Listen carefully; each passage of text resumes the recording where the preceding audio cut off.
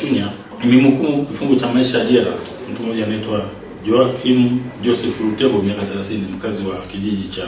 Rupatinga baada ya kupatikana na hatia kwa kosa la kumbaka mtoto wa miaka 4. Hukumu imetolewa tarehe 27 mwezi wa 5 mwaka 2025 mbele ya Mheshimiwa James Mwanuzi na mwendesha mashtaka wa serikali ambaye ni mkuu wa mashtaka katika wilaya hiyo Mwajabu Tengeneza.